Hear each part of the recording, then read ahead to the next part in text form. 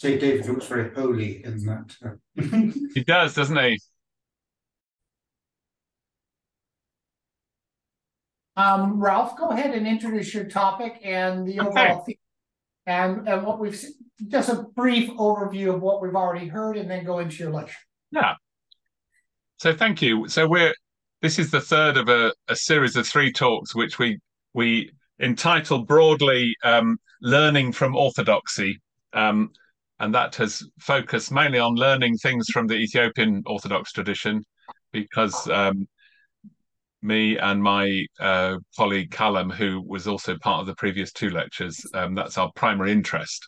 And we've had one lecture looking at some creative, imaginative prayers. And then lastly, we were thinking about spiritual perception, some things related to theosis, but also the cult of the saints and how that can be thought about. And we're going off on a bit of a tangent this week, onto 1 Enoch. 1 Enoch is not something that is it's not a book that's common to Orthodoxy. I find it an interesting book for several reasons, partly because it is in the Ethiopian canon, and therefore the question as to what effect does it have on the way people read the Bible is an interesting thing to ask. But secondly, it helps us think a little bit about the way in which Orthodox churches often have quite large numbers of texts. So you might have a more clearly defined canon than the Ethiopians have, but there are lots of sacred books. And how the Ethiopians read Enoch tells us a little bit about how Orthodox churches generally interact with a wider set of books that they would regard as sacred. So we're going to think a little bit about it. You've got some nice pictures here. One of on the left there is an Ethiopian icon looking at important figures from the Bible, and in the top right there you have Enoch portrayed as a scribe, and that's often as he's thought of, somebody who wrote things down. And then the other 2 rather more romantic pictures. The middle one is from William Blake. I can't remember who's the illustrator of the other one, but they represent a fascination that grew with Enoch from the 18th century onwards, partly as a result of people like James Bruce, who travelled to Ethiopia, bringing back manuscripts of the Book of Enoch. The Book of Enoch has been known about for some time in various ways. We'll come to that in a little bit. But it's especially associated with Ethiopia. So some of you may not know anything about Enoch, so I'll give you a quick background. In its current form, it's a book that has 108 chapters, and it's divided into 5 primary books: Book of Watchers, Book of Parables, Astronomical Book, Book of Dreams, and the Epistle of Enoch. And the Book of Watchers is probably the best known. It's an expansion of Genesis 6, where we have that slightly strange reference to the sons of God intermarrying with the daughters of men and producing the Nephilim or whatever those figures may be, and it's a little bit enigmatic. Then there are 2 appendices to the book as well. Actually, through textual analysis, people much better at that sort of thing than I am have identified at least 19 different literary traditions that are in the text, probably written between about 300 BCE and 100 BCE, although there's some question over that. The Book of Watchers being the oldest. So this makes it a Second Temple text, and there's some reasons why that's particularly important. Interest grew in Enoch because of fragments being found in Aramaic in the Dead Sea Scrolls that confirmed its Aramaic origin. There are fragments in Syriac and Coptic and a few in Latin, and more extensive parts of it in Greek. So that shows its reception in some sense in early Christian communities. But as I say, the evidence shows it's a Second Temple text in its current form. What these 19 bits were before then about. the only complete text is in Ge'ez, the classical language of Ethiopia. There are further derived from Book of Enoch itself, and one of the best known of those is the Book of Giants, which is derived from Enochic literature. It stands alone. It's known in Aramaic, but also in Mandarin, and there's a story behind that as well. So the full text of the Book of Giants is preserved in Mandarin. Why is Enoch interesting? Well, I suppose the biggest picture, because it's a Second Temple text and a very important one, is that it tells us quite a lot about Judaism at the time of Christ. And so it's an interesting reflection for us to probe, if you like, the other half of some of the discussions and arguments that come to us through the Bible. So, for instance, it's the only Jewish text that we know of that shares the outlook on demons that we also find in the Gospels. It's a book that's sort of liminal to the canon in the West. So it's quoted in Jude verbatim, a short section. And these two quotes here from Enoch 48 and Enoch 12 point to a possible connection with 1 Peter. That's debated. But the wording of these passages points to that sort of connection. People have speculated about all sorts of connections, and one of the more interesting ones looks at the wording of the instruction for women to cover their heads in church, which has this strange appendix to it, if you like, because of the angels. And some students of Enoch consider that that's a warning against interference from malevolent angels. Not everyone has accepted that idea. Early church writers were quite enthusiastic about it in many ways, but in the end, it fell out of favour because it appears to give an excuse for sin. That's one of the problems in reading the book, that when you see the story of the fallen angels as it's portrayed in Enoch, you get this idea that evil was taught to mankind by the fallen angels. And in that sense, mankind could be understood to be not personally responsible for sin. To be fair, if you read through to the end of Enoch, Enoch answers itself on that point. But nevertheless, that was one of the reasons that it fell out of circulation. It's helpful in dating the translation of the Bible into Ethiopia, which we don't have many ancient manuscripts of. It fell out of circulation by the early 5th century, so its translation from Greek into Ge'ez suggests that the Bible in Ethiopia was translated by the early 5th century. And as I already mentioned, in the 18th and 19th century, Western scholars became fascinated by the book. And it raises all sorts of questions about canon. We don't have the time to go into this now. We could certainly arrange another talk about thinking about canon from an Ethiopian perspective. But one of the things we learn through considering Enoch as part of the canon is rather broad categories of the way that canon is referred to in the Ethiopian tradition, which doesn't just include, if you like, those books that are written by inspiration of the Holy Spirit, but includes a broader set of texts. And in fact, the only sensible conclusion about the canon in the Ethiopian Orthodox Church is that it's still basically regarded as open. That's quite unusual.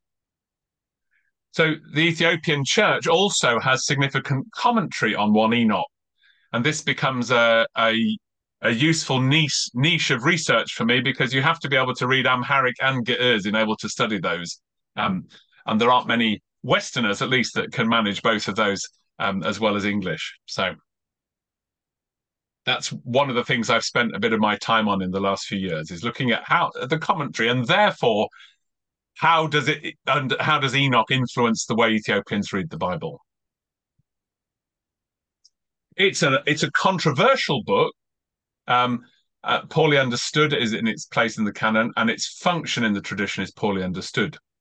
In Ethiopia, the Protestants almost universally call it a book of heresy, and the Orthodox call it a book of prophecy.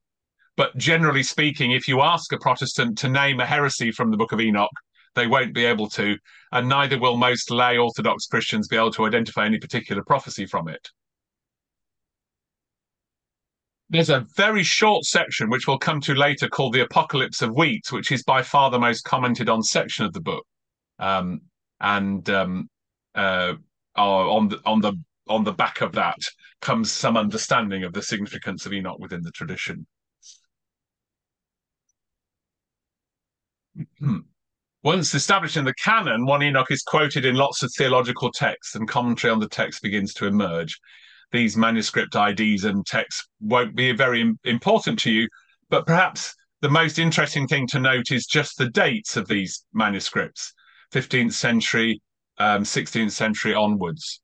Now, we've already said in a different context that we don't have many very old manuscripts pre-14th century from Ethiopia, but it does seem that the commentary tradition emerges quite late in Ethiopia.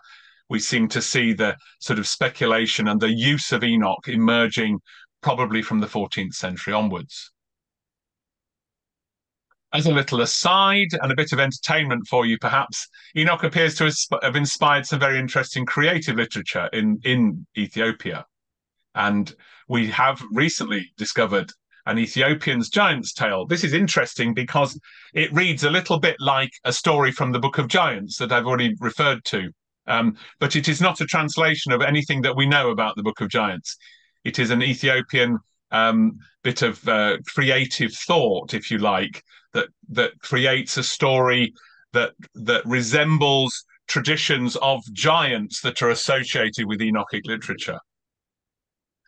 In some readings of Enoch, we understand that the giants, who were the offspring of the sons of God and the daughters of men, were destroyed in the flood, and their spirits remained in existence, jealous of humans, and therefore desiring to possess their bodies, if you like, jealous of humans because they have a body.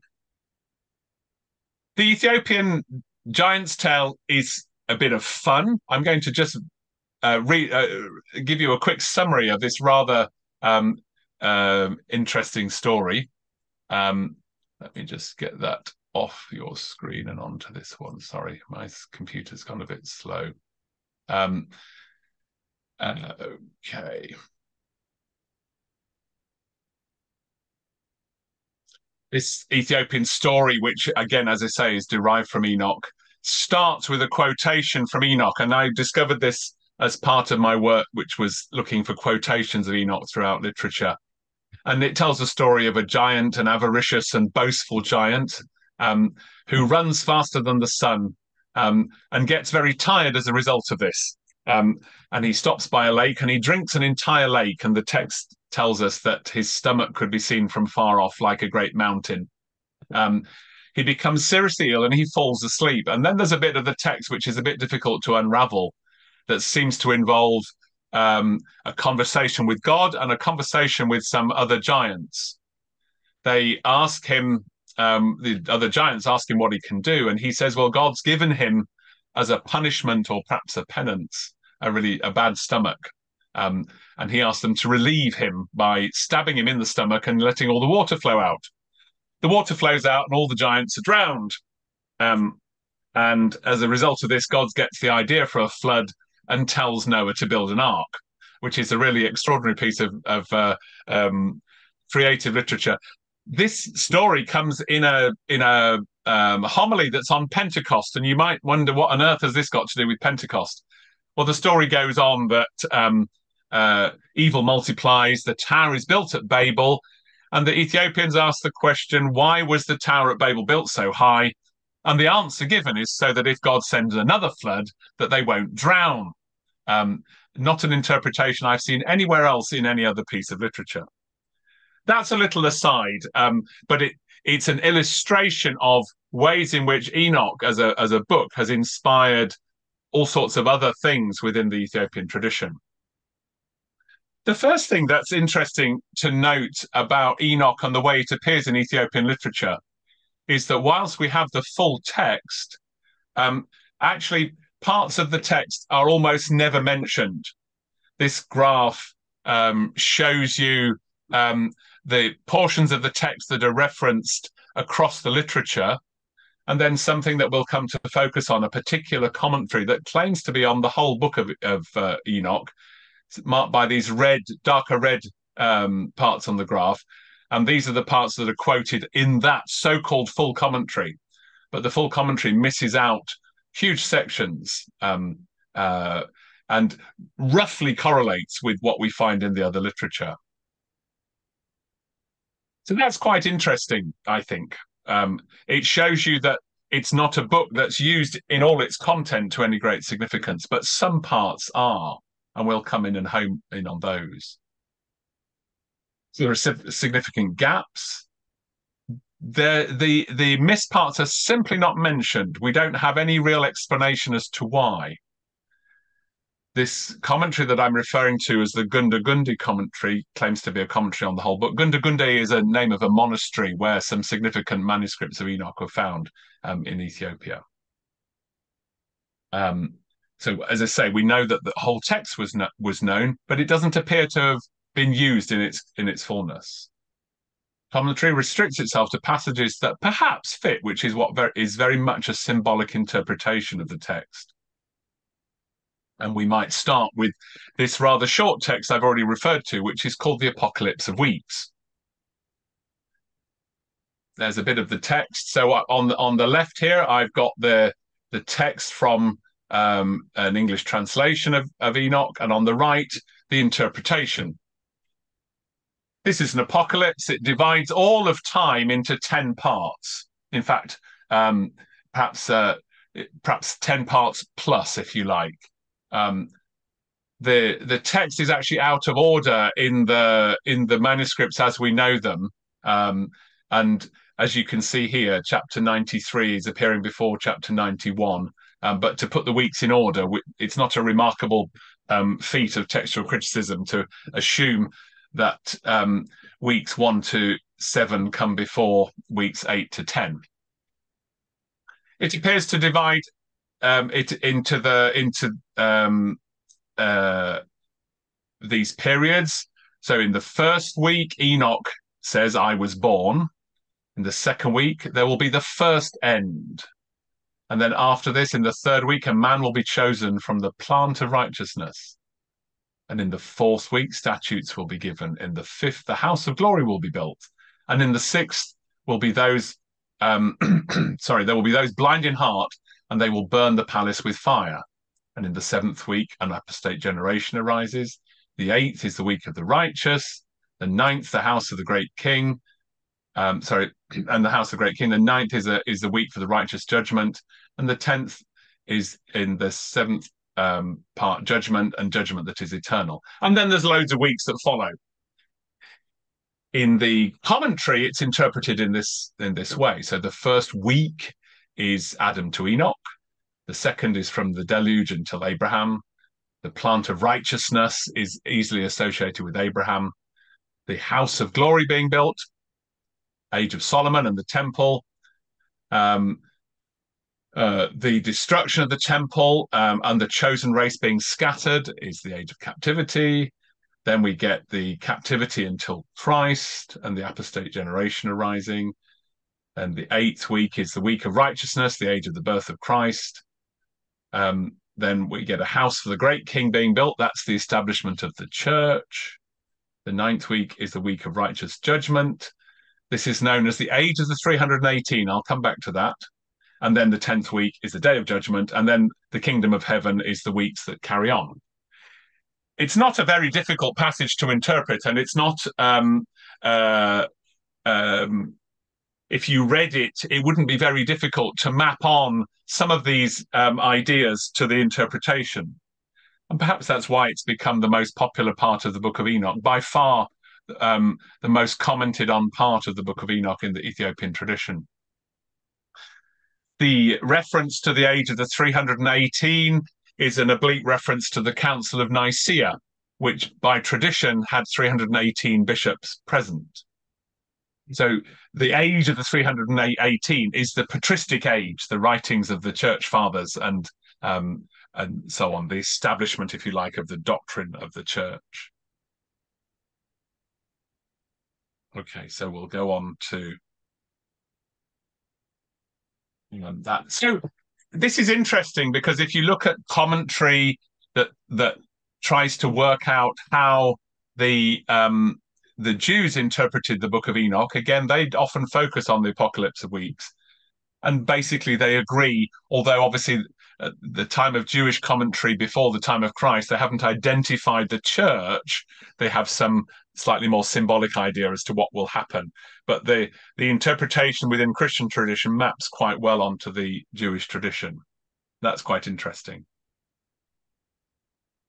In this commentary that claims to be a commentary on the whole book, it describes itself as the Terguame Zemetzah Enoch Nabi, the interpretation of the Book of Enoch, prophet.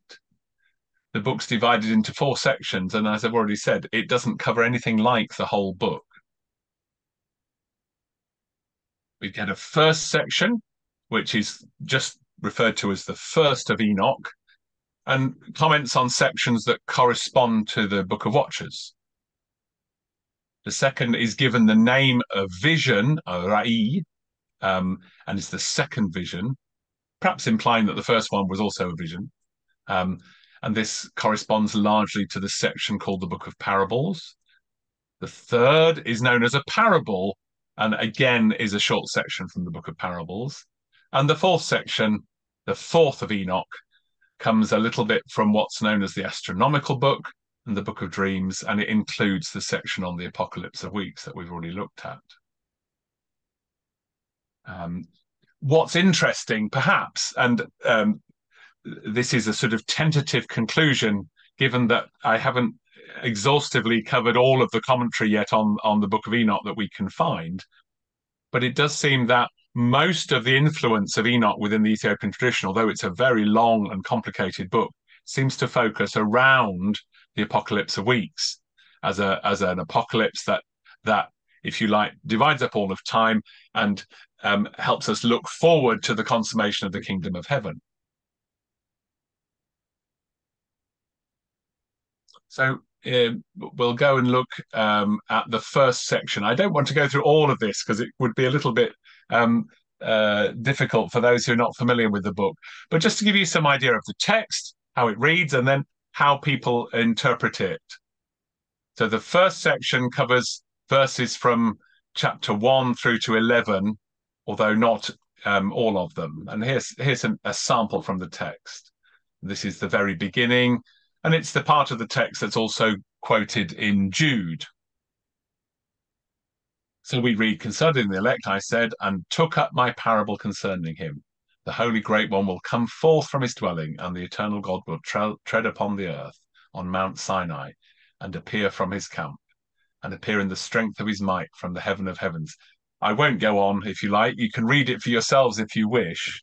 The language is somewhat similar to prophetic language in the Old Testament, but not quite the same. Frequent reference to the Watchers, which is a name for the angels, mostly the fallen angels, although actually the word is used of all kinds of angels. The Ge'ez word simply means to be vigilant. And essentially what we're seeing here in this first vision is the announcement of judgment against the fallen angels.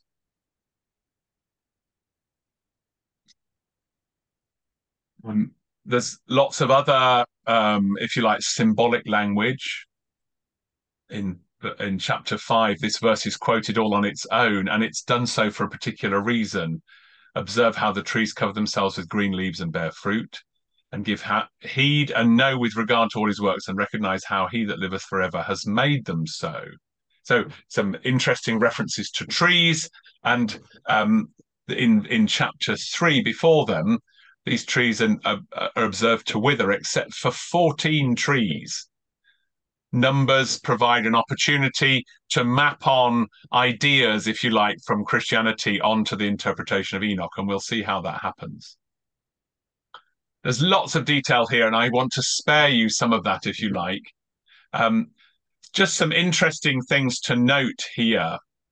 So the parable, great and holy, this is the Son, and most references to holy are interpreted as the Son, who is the likeness of Adam.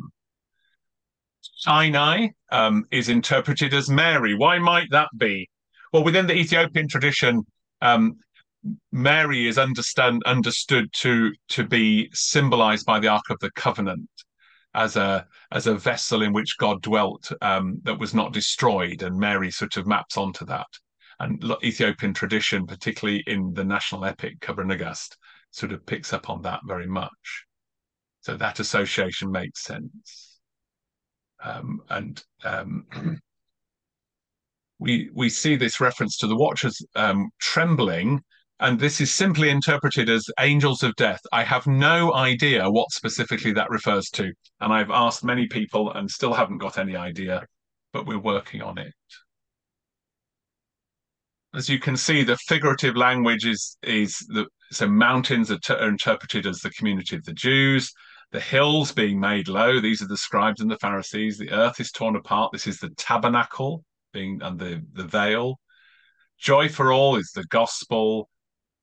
The righteous, he will make peace. This is the Holy Spirit. Mercy will be on them, the spirit of flesh and blood. He came with the 10,000 holy ones. This is the second coming of Christ. They're actually, in terms of the interpretation, and this is really all I really want you to understand, that there's no sort of systematic verse by verse analysis of the text. What we've got here is a set of Christian ideas, important Christian concepts that are mapped onto a symbolic interpretation of the text. I mentioned the 14 trees that are not stripped, the 14 trees that survive. Well, here we go. There are 10 commandments. Then we've got the covenant of Noah, the priesthood of Melchizedek, the circumcision of Abraham, and the baptism of John. That adds up to 14. I suspect that if the Book of Enoch had mentioned 16 trees that were preserved, that the interpreters would have found 16 things to map onto it, if you see what I mean. So the number is not itself that significant. What is significant is the interpretation. Some trees are stripped, some things pass, and some things are preserved. And these are the things that are preserved. Lots of other details, but again, they all fit overall this picture that we're talking about Trinity, we're talking about incarnation, we're talking about events now and in the future, and the consummation of the kingdom of God. So what's interesting here is that this interpretation, if we were to go back to the interpretation of the Apocalypse of Weeks, it seems to map mostly onto week 8, the age of the birth of Christ and the establishment of the church. There's plenty of opportunity in this particular section to talk about the fallen angels and their significance. In this interpretation, that has no mention whatsoever. The symbolic interpretations fit broadly into the Ethiopian Orthodox Church's symbolic framework connected to the incarnation. And as I've already said, unclear what the angels of death are. And again, just to emphasize, there's this significant mention of trees that do not wither, and these groups of things are mapped onto that number 14. With, as I say, not necessarily any particular significance in 14. We would have found some other things or got rid of some other things if the number had been different. In another interpretation, this is the second vision. We have, again, little snippets of quotations from Enoch. So in 39:3, Enoch's carried away from the earth. The righteous chosen one, wisdom went out to dwell. She did not find a dwelling place. So these phrases are pulled out and map onto Christian ideas. So Enoch being carried away is the Son and his ascension. The righteous chosen one is the choosing of the Son by the Father. Wisdom is often associated here with divinity, so that's the divinity of the Son. And wisdom goes out and doesn't find a dwelling place, and that's representing Israel rejecting Christ. Wisdom returned to her place, and then this is the Holy Spirit who dwelt in the apostles. So it sort of goes on. It doesn't really need a lot of explanation how the connection is made between the passages in Enoch and the interpretations, we're not party to that connection, if you like. Again, the significance here perhaps is that the interpretation fits broadly into week 8. It's sort of straightforward if you know the symbols. And that little comment is a bit of an aside there that we don't need to know about. It refers just to people speculating about some of the details in Jewish tradition, and the Ethiopian tradition fills out some of those ideas for people. It seems that these associations make it a particularly attractive book onto which we can map New Testament interpretations.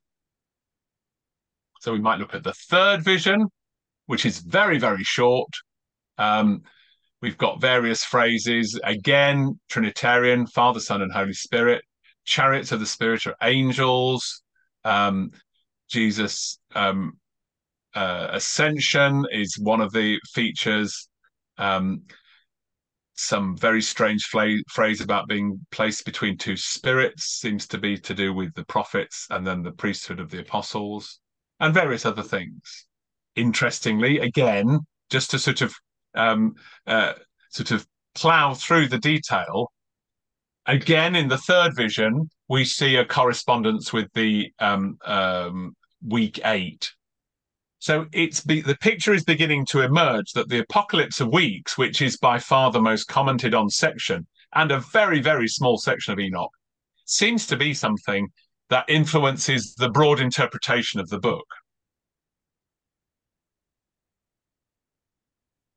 The fourth parable, we've already mentioned a part of this because it's the Apocalypse of Weeks. Again, we've got a collection of different symbols from the astronomical book, which is a book that's largely about working out calendars and the phases of the moon, and it's very complicated. We just get the revolving lights, the moon and the stars associated with the gospel, the law, and the martyrs.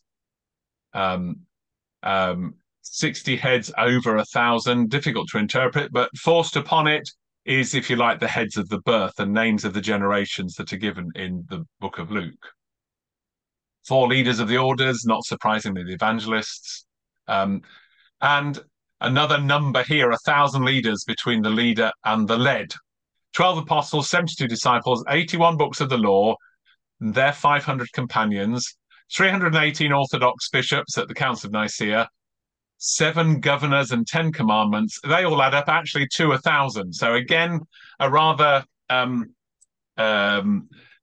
the number 1,000 isn't significant in the sense that if it was another number, they would have found another number of things to map onto it.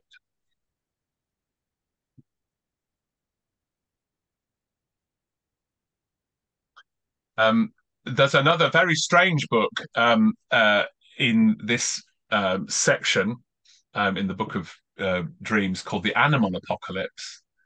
And here we get lists of animals named, and they seem to be associated largely with groups of people that are in opposition to Israel, and in this sense against the church as well. The interpretation is extremely difficult to pull apart, but again, I would point you to the ones on the right, which again are very much Trinitarian, to do with the establishment of the church.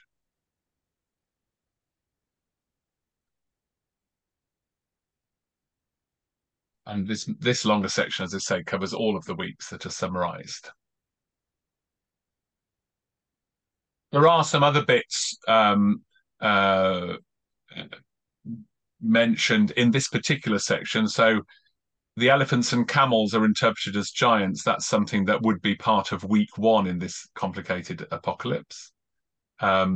Week 2 are these communities that are hostile. There's 2 groups of people mentioned in the Ethiopian interpretation, the Zeman or Zemal and the Karawian, and I haven't been able to identify who they might be.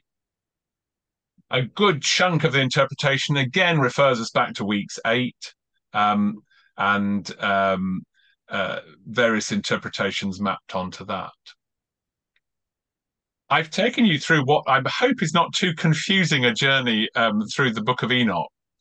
And I think there are some very simple things to understand which do affect the if you like, the way we might understand Enoch and its place in Ethiopian tradition.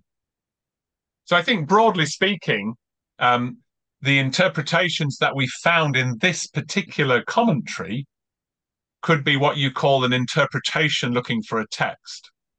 So Enoch itself, in the way that it's interpreted in this most extensive commentary that we've found so far, the book itself has really no direct influence on our understanding of the Bible. Rather, a particular and detailed understanding of particularly the age of the church when it's established and some things that happen then is mapped onto the book in a very symbolic way. The book is interpreted within broad Christian tradition. And in this sense, I think it's important to note that the influence that it has is in one sense a very passive one. We don't see, if you like, what would be labeled from the non-Orthodox traditions in Ethiopia as heresy. We don't see those wandering into the interpretation. The parts of the book that would have that effect, if you like, are almost ignored in these commentaries. We do see in this some connection, if you like, with other Ethiopian traditions. So some of the interpretations that we referred to seem to come from texts that are certainly older than this commentary. We are left with lots and lots of questions about the Book of Enoch and its significance. There is a verse-by-verse Amharic commentary on Enoch, and with a bit of good fortune, we hope to get some money to have that translated. And that's a very different tradition. So the Amharic commentary develops rather later than the traditions that we've been looking at, and has some perhaps remarkable content to it, and it does cover every single verse of the book. So in a sense, the full picture as to the influence of Enoch on the interpretation of the Bible needs to be set aside until we've managed to translate most of that. The first part has been translated, and again, most broadly, you would say it fits in with broad Christian tradition.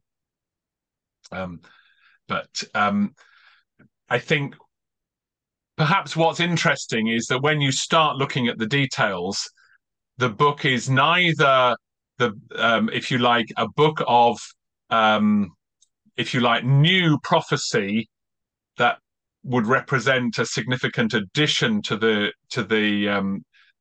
books that we would call in the Western tradition the Bible. But neither in its interpretation is it this book of heresy that the Protestants would call it. It's something quite different.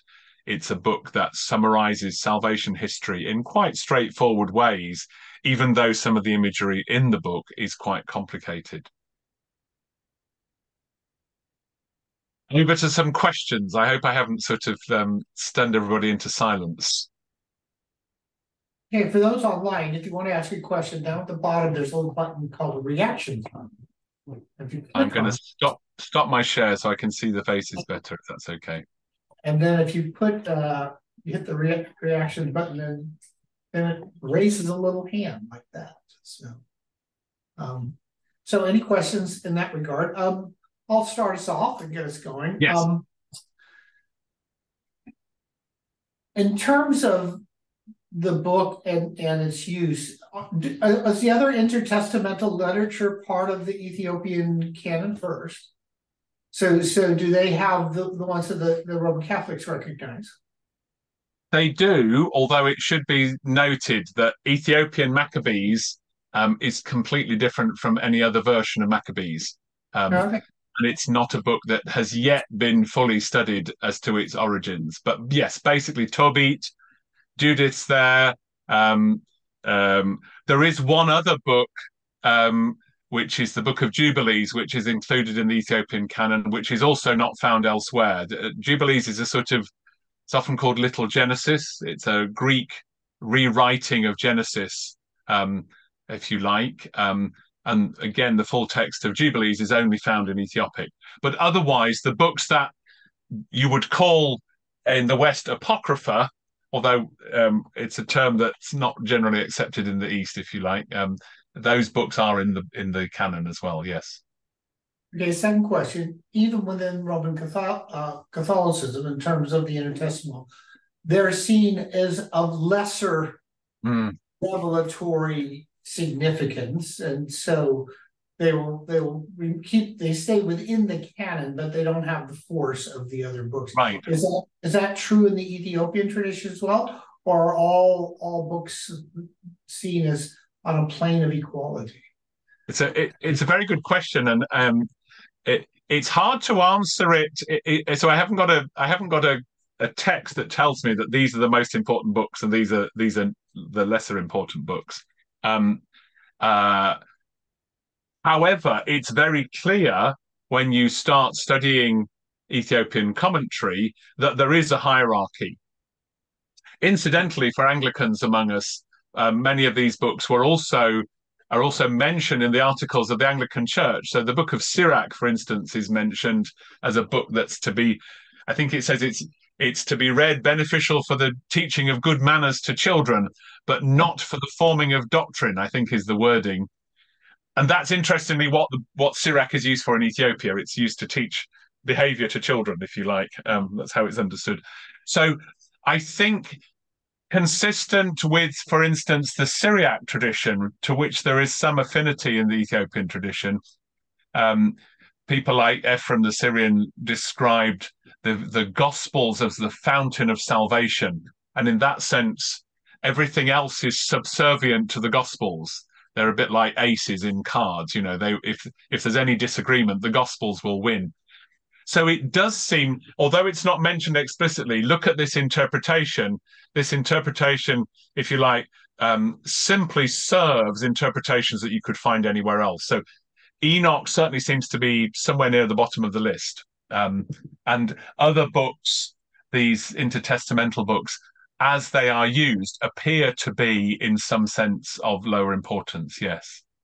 But that's inferred rather than stated. Finally, one last question. Has there been any research or studies on the polemical use of First Enoch? So are there specific issues that arise that Enoch is referred to that are important within the Ethiopian tradition and extension of faith? So that's also an interesting question, and I think the answer is that a very limited amount.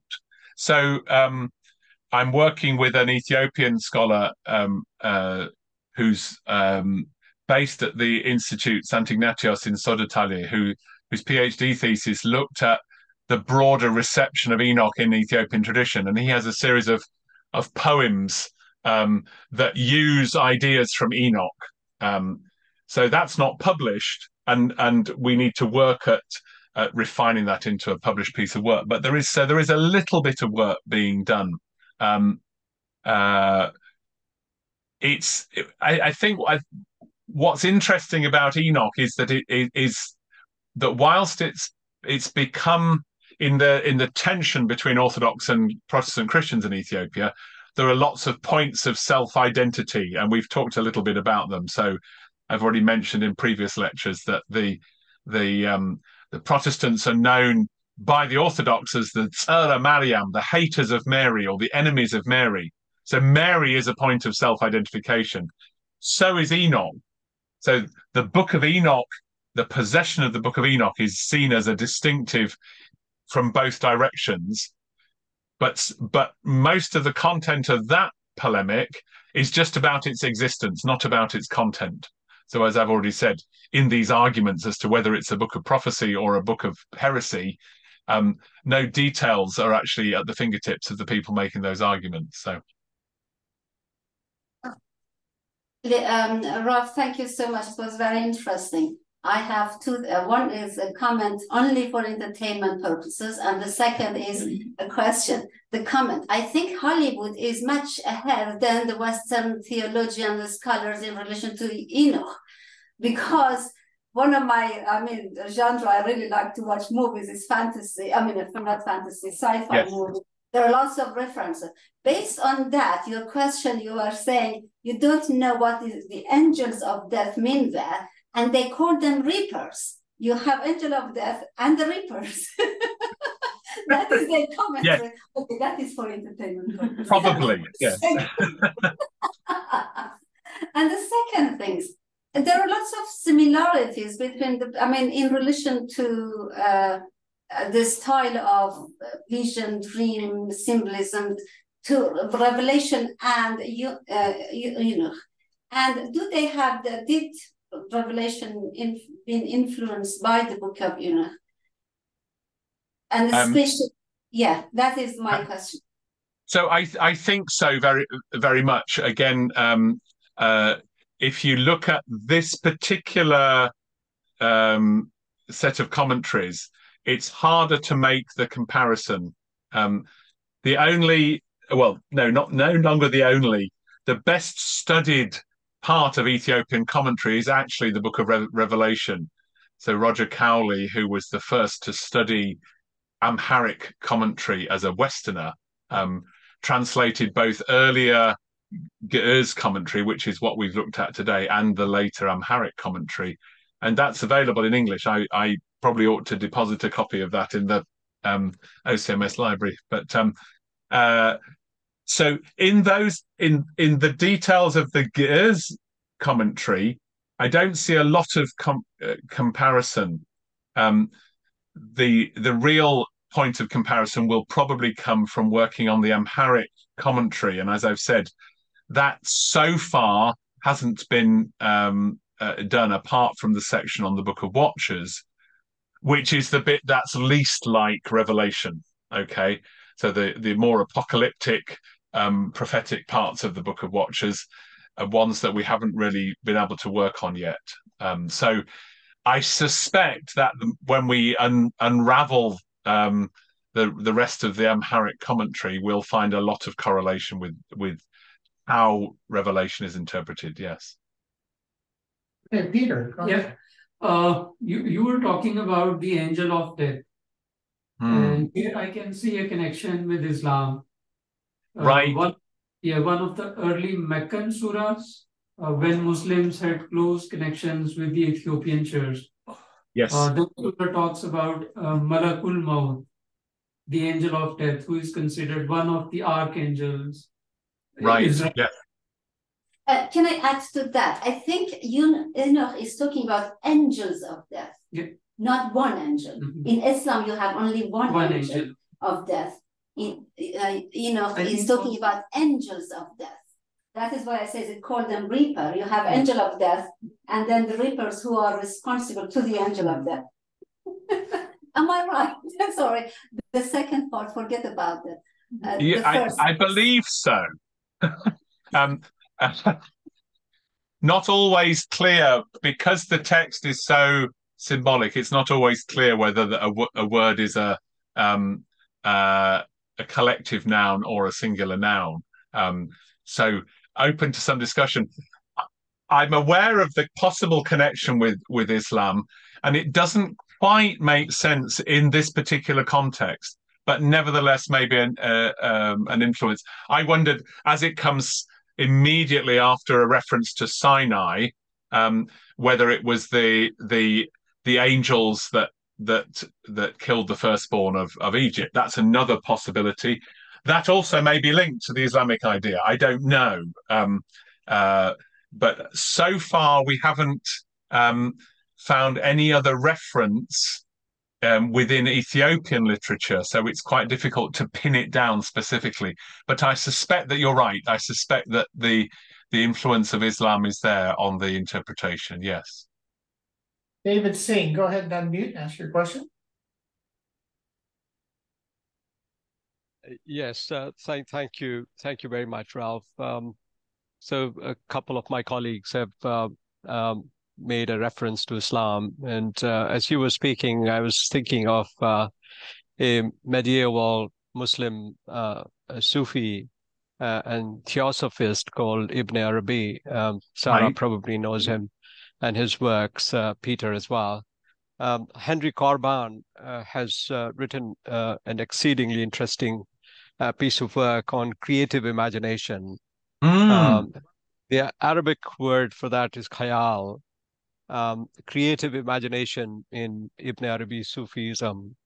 I can't really demonstrate any sort of connections between Ethiopian medieval thought and Sufism. But it's very likely because this individual used to travel quite a lot in different parts of Africa and the Middle East, even though he was based in Damascus and Sevilla in southern Spain. It's very possible that there were those connections between Christian monks and Sufis, which can explain a lot of common thinking between Christians of that time and the Sufis of that time. One of the ideas that you will see both in Corban's work and Ibn Arabi's work is that imagination has being generating properties. So what one imagines actually can create substance through imagination. And I was looking at Ignatius Loyola's works, and I read somewhere it says imagination allows creative new possibilities, although these possibilities happen through God's guidance. So using our imagination in prayer can help us to grow in relationship with God, with our own self and with others. So I don't know. I mean, do you think this kind of being generating properties of imagination, do you think they go as far as that, that the Sufis do? I'm fascinated by the connection, and I think there's a further step we would need to take in the understanding of Ethiopian tradition, where there's a creative, imaginative, poetic tradition in Ethiopia called Kene, and in that you make complicated symbolic associations, which are actually designed for the promotion of spiritual formation. So ideas do create something, if you like. And I'm working as part of the Orthodox project. We mentioned it briefly at the staff meeting last week to develop a study of this. The problem with Kene in Ethiopia is that most of them are never written down. So you have a tradition where the oral tradition is the method for creating ideas, not the ideas themselves.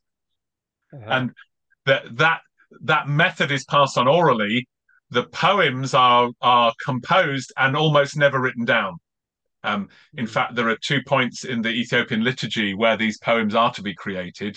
And if during the liturgy you hear a poem that's been composed before, you can demand that the liturgy is stopped and a new one composed. So they must be new. Yes. I see. I think, again, watch this space really for developing an understanding of other aspects, which I think may also be related to the imaginative way in which this commentary is constructed. I think for people who have understood this Kene tradition, what I've said appeared to be simply an interpretation looking for a text. The connections would make more sense to them. But it's all in their minds, not written down in a textbook, so I can't read it at the moment. Yeah, thank you. That last answer kind of strikes me in some ways the way allegory works.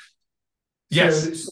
So you have a narrative, and then you look for scriptures that can be put and arranged in such a way that there's this deeper narrative that somehow points to. I guess the same question I'd ask in terms of, that was just a point, but in terms of the revelation, or the Apocalypse, do they read this cyclically or in a linear fashion? Because that's such an important distinction that's happened in biblical criticism, that to move away from the book of Revelation as one event following another, which leads to all kinds of problems and mental gymnastics to somehow make sense of it, to more recent scholarship to say, no, it's the same story told in different ways, again, in almost an allegorical form, but with different images to describe that narrative over and over again as you go through the book of Revelation. So I think you're spot on there. So within the commentary tradition in Amharic is known as andumta, and the Amharic word andum simply means and another, and so you have lists of interpretations for a particular text or a particular longer passage. Each one is introduced with the word andum, so you then get andumta, lots of these. So the white horse of Revelation, famously within the tradition, has more interpretations than any other thing in the whole of the biblical commentary tradition. So there are 16 different interpretations of the white horse of Revelation, and they are, if you like, mutually exclusive. So if you read them linearly, they must be contradictory, but if you read it cyclically, they're just another way of looking at the same thing. So you're absolutely spot on there. Multiplicity of interpretation is the order of the day in the Ethiopian tradition in various ways. So you also get records of textual variants of some kinds. They're not there for the purpose of text criticism. They're there because they're interesting. So you might get this version of the text and then a word replaced with another one. And it'll simply say, the commentary will simply say, they'll give the alternative reading. It's not going to say this is the most authentic original reading and this is the later one. It just says, aren't they both interesting? And doesn't choose to resolve any apparent contradiction. So multiplicity is definitely the way. Okay, good. Any other questions? Oh, go ahead. Yeah, thank you, Ralph. I just have a small question. This book is Enoch read in the lexicon, in the Ethiopic lexicon? Or no. If not, where do the people meet this book? It's a good question. So I think, generally speaking, historically, the laity have not read it. It appears to be a book that's read by a select group of monastic scholars. More recently, partly because of it as a book of sort of identity vis-a-vis other expressions of Christianity, people have started to read it. And in fact, the Amharic commentary is read by lots of people now wanting to search out, if you like, the wisdom of Enoch. But that's something that's happened in the last 15 years, not even in the last century, if you like. So, and of course, that raises the question as to its authoritative place in a canon. And I think that begs more of a question: what do Ethiopians mean by canon, than it does, is this book an authoritative book like the Gospels, if you see what I mean? So the canon is definitely open and it has fuzzy edges. Enoch is regarded as a difficult book, and that usually means that it's monks that have the place to read it and refer to it. So yeah, that's what I was wondering. So it will not include, like in Sunday sermon, for example, or any. Except you'll often get oblique references, and in these poetic tradition, Enoch is mentioned, and people are aware of Enoch and who he was, and his significance. The fact that he walked with God and was not, sort of thing. Those ideas are common and understanding, but most people don't read it as such. It's more referred to slightly obliquely. Yeah, so basically people may know ideas about Enoch, but they never know that the book itself exists, or this idea comes from Enoch. Enoch, right? They have. That's right, and unless they're recent printed editions. One of the problems with understanding canon in Ethiopia is that the idea of publishing the Bible as a single book is a relatively new idea. So the first printed version of the whole Bible comes out in the last century, in the 1950s, I think. And in fact, in terms of the Ge'ez Bible, I have it here. This was printed last year. So this is all 81 books of the Ethiopian canon in Ge'ez, printed in April last year. This is the first time in the history of Ethiopia that they've been printed together in one book in Ge'ez. And that was only last year. So in that sense, the idea of the books being one thing is something that is a relatively new idea for Ethiopians. This is a related question, but kind of off the topic. It would seem to me that once you get these printed Bibles that are available, that the old division of labor is kind of going away, and you're creating kind of Protestants, even in the tradition, because it didn't really matter if you'd never read Enoch, as long as the monks had. You know, the monks are what protect the faith. I just get all of my work and get the sheep in and go to the church for a blessing and a good sermon. But then I don't have to worry about. I mean, I've been thinking about this recently because we had all kinds of things in the church, and we were rather shocked at the amount of people at a Protestant evangelical church who didn't know what the Ten Commandments were. Right. And it was like, you know, you think, oh my gosh, you know, and it was far more common than we thought. And I was thinking, well, what they need is to become Catholics, because then at least the priest knows. And then, you know, but if you're relying upon the laity to know this stuff and they don't know, what happens? There's an interesting further trend. You're spot on there. So these commentaries, these are the authoritative editions of the church commentary here. So this is the commentary on Genesis and Exodus. So these printed texts would even a few decades ago have been housed in monasteries with scholars, and the church quite recently has deemed it a good idea to publish them, and you can buy them for a few pounds on the streets of Addis Ababa.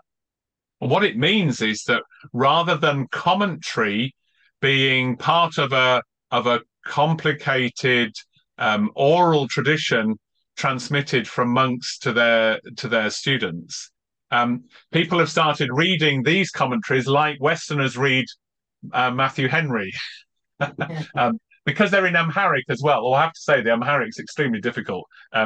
Certainly is for me. So you're absolutely right that the way people interact with the Bible and the way people interact with the commentary on the Bible has changed manifestly.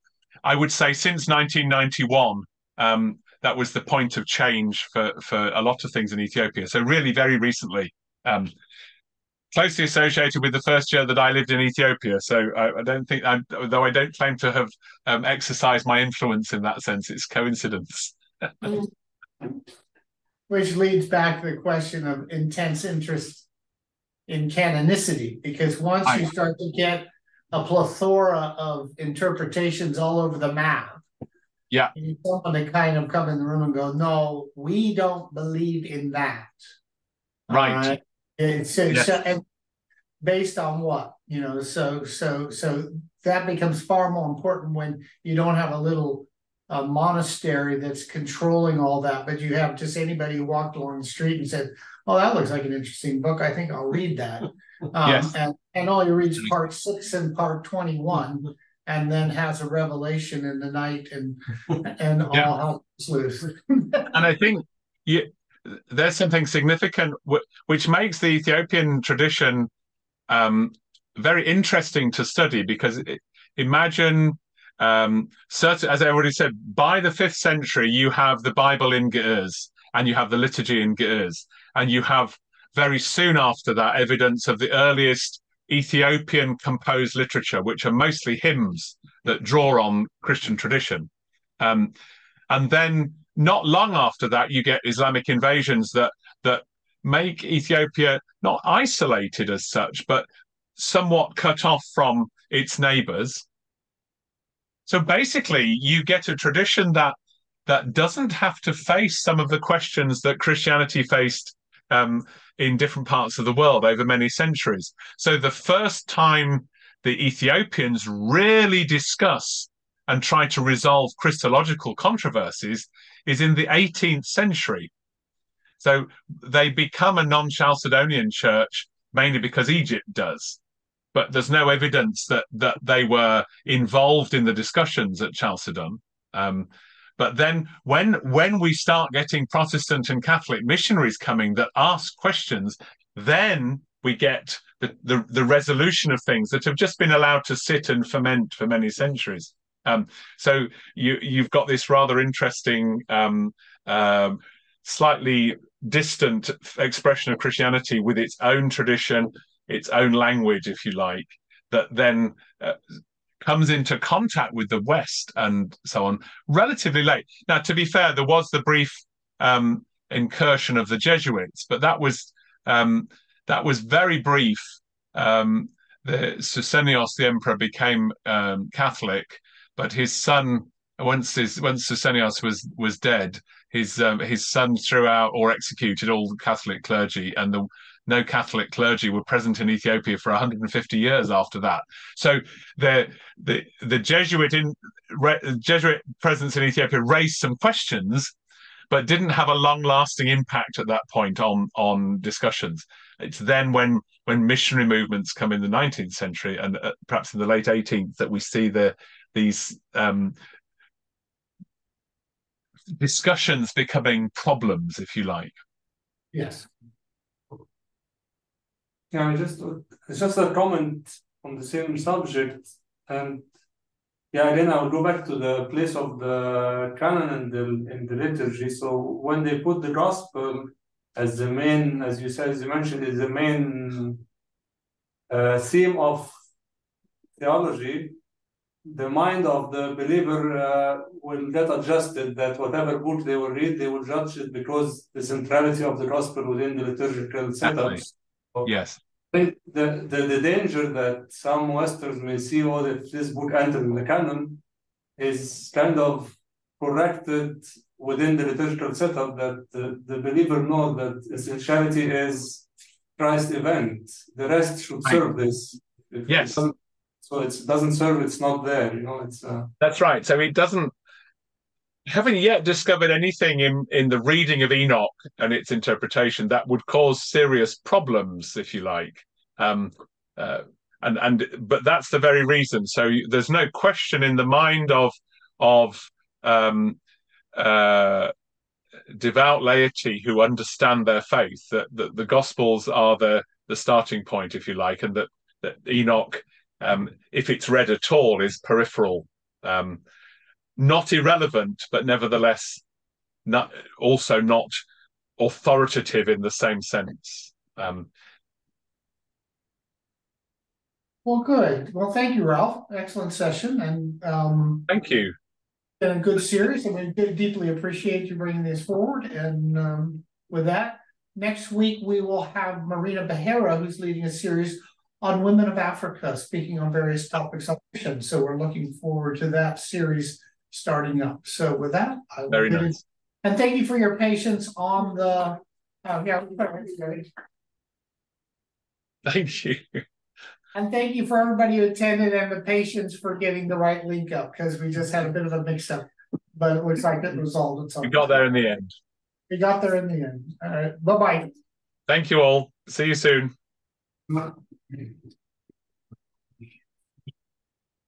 Sorry, I'm gonna pass over here. What do you call it